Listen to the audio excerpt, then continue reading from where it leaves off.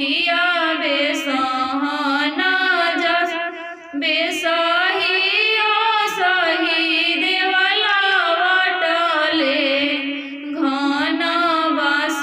के जंगे घन बास के जंगे बेसही सही देवला वाटले घन बास के जंगे घन बास के जंगे अर्घ देवे चलेली गवनी देई पीछे बाजन बरिया पीछे बाजन बाजन